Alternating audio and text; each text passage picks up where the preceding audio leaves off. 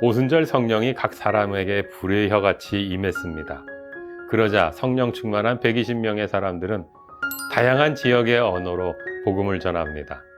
각 나라에서 온 사람들이 이들을 보고 술에 취했다고 말합니다.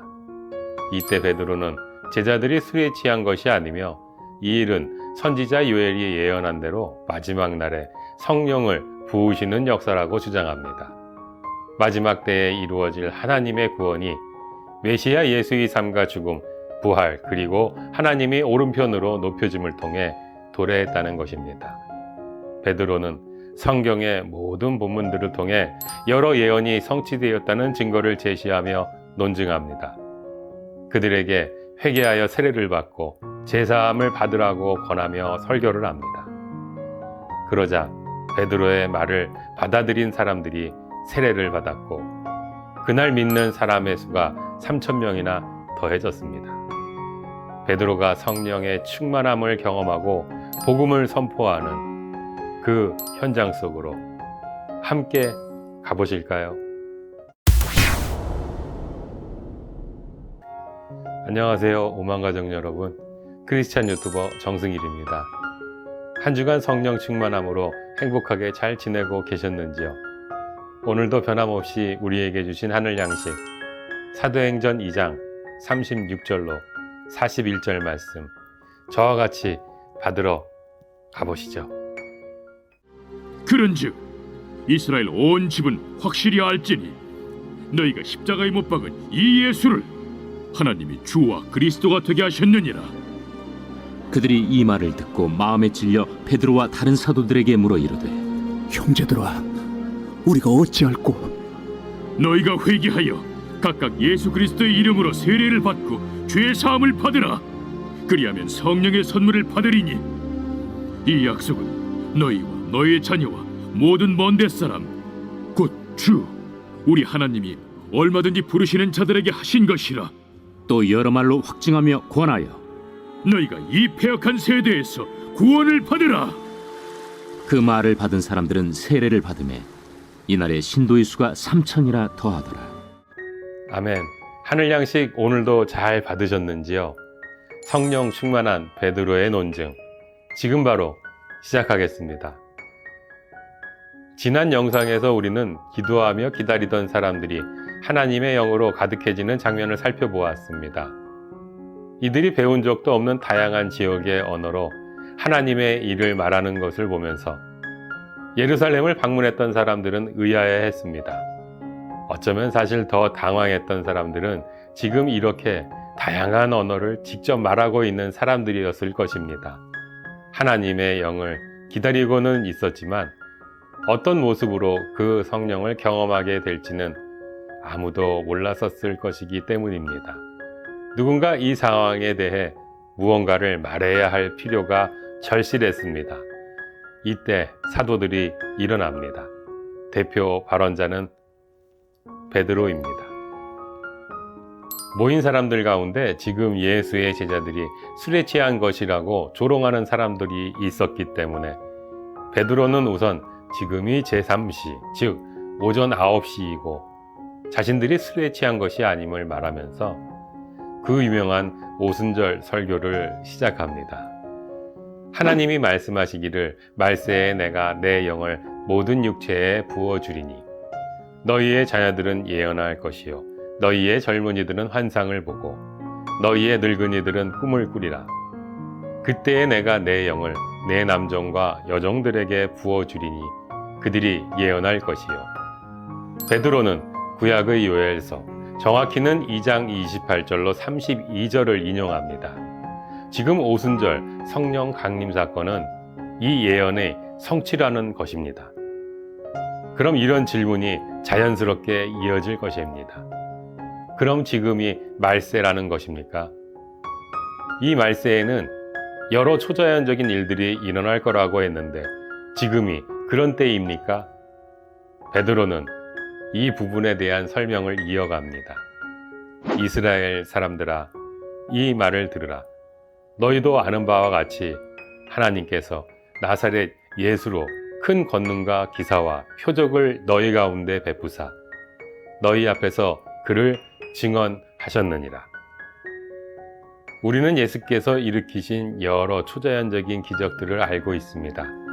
예수가 오셔서 행하신 이 모든 일이 바로 요엘서가 언급하고 있는 하나님께서 큰 구원의 역사를 일으키시는 때의 표적이라는 것입니다.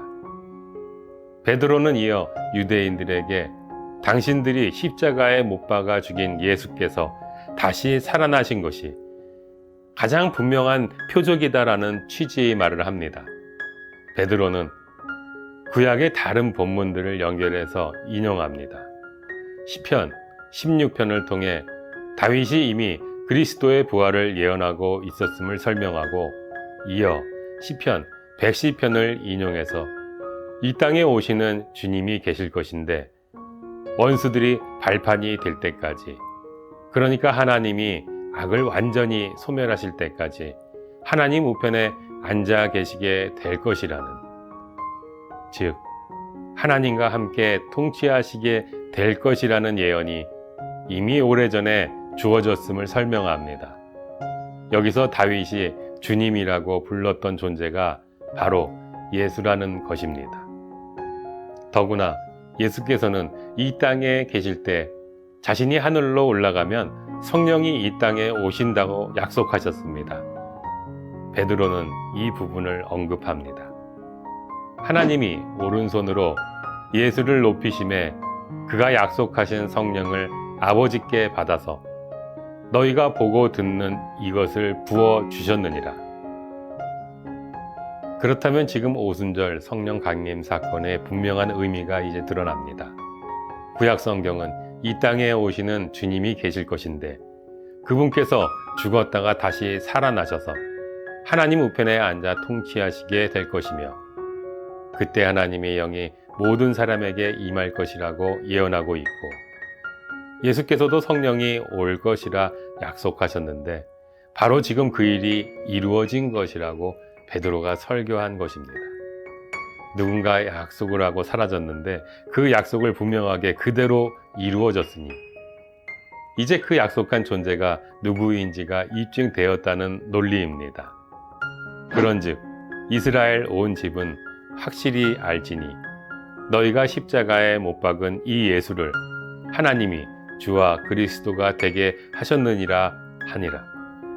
성령이 오셔서 예수를 따르는 사람들이 복음의 증인으로서의 정체성과 사명을 감당할 수 있도록 그 사람들 안에서 함께 하신다는 의미에 앞서는 보다 근본적인 의미가 있었습니다. 베드로는 오순절 성령 강림 사건의 궁극적인 의미는 예수가 우리의 주님이고 그리스도이심에 있음을 성경을 통해 설득력 있게 논증하고 있는 것입니다. 오늘 베드로의 오순절 설교를 들으면서 떠오르는 분이 한 분 계십니다. 마틴 로이스 존스라는 영국 웨일즈 출신의 목사님입니다. 이분은 오랫동안 런던 웨스트민스터 채플에서 사역하셨는데 20세기 최고의 강해 설교자라는 별명을 갖게 된 분입니다. 이분은 설교를 이렇게 규정합니다. 여기서 논리는 체계적인 신학을 의미합니다. 설교는 논리적으로 하나님에 관한 지식을 전달하는 것입니다. 그런데 그것만으로는 안 됩니다. 불이 필요합니다. 그 불이 무엇입니까? 성령의 충만함입니다. 하나님의 영으로 가득 차서 논리적으로 신학을 말하는 것. 바로 이것이 설교라는 것입니다. 성령 충만은 언어를 바꾼다고 말씀드렸습니다. 베드로가 지금 바로 이렇게 불붙은 논리로 오순절 성령 강림 사건의 본질을 설교하고 있는 것입니다. 베드로는 분명 성경, 구약 성경을 열심히 공부했습니다. 그는 분명 성경을 소지하고 있지 못했습니다. 당시에는 회당에 가야 성경을 볼 수 있었습니다. 손에 성경을 들고 자신이 설교하려고 하는 메시지에 적합한 성경 본문을 찾아낼 수 없었을 거라는 말씀입니다. 게다가 그는 예수를 3번 부인했었던 사람입니다. 지금 상황은 예수께서 십자가 처형을 당하신 지 50여일. 여전히 예수를 증언한다는 것은 위험한 상황이었을 것입니다. 그런데도 그가 성경을 열심히 공부했고 성령의 충만함이 임하자 온 예루살렘 사람들을 향해 용기 내어 설교할 수 있었던 것입니다. 이 역시 예수께서 약속하신 것입니다. 보혜사 곧 아버지께서 내 이름으로 보내실 성령 그가 너희에게 모든 것을 가르치고 내가 너희에게 말한 모든 것을 생각나게 하리라. 베드로와 사도들은 예수께서 가르치신 모든 말씀, 공부했던 구약 성경, 이 모든 재료들이 성령을 통해 연결되면서 하나님 나라 복음을 분명하게 설명할 수 있게 된 것입니다. 여러분, 우리 시대에 필요한 성령의 충만함, 성령의 은사는 다른 사람이 알아들을 수 없는 말로 하는 방언이 아니라 다른 사람이 알아들을 수 있는 말로 복음을 설명하는 것에 있습니다. 베드로가 성령의 충만함을 경험하고 불붙은 논리로 복음을 선포했던 것처럼 우리도 그런 사람들이 되어야 합니다. 그렇게 우리는 성령의 충만함 가운데 우리 주변에 있는 사람들에게 하나님 나라 복음을 설명할 수 있어야 합니다.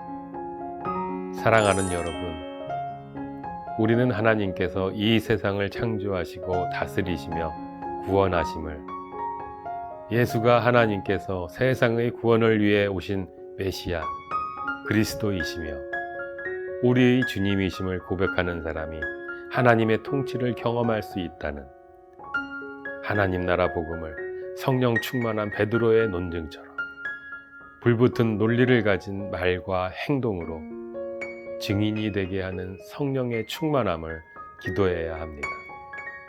그렇게 우리 주변에 누군가가 살아서도 영원한 생명을, 죽어서도 영원한 생명을 누리는 것보다 더 의미 있는 일이 있겠습니까? 성령의 충만함으로 우리가 더욱 불붙은 논리의 사람으로 빚어지기를 주님의 이름으로 당신을 축복합니다. 하나님 나라 복음을 전하는 한 주간의 삶이 되시길 소망하고 기도합니다. 저는 다음 주에 만나 뵙겠습니다. 오만가족 여러분, 늘 건강하십시오. 늘 행복하십시오. 감사합니다.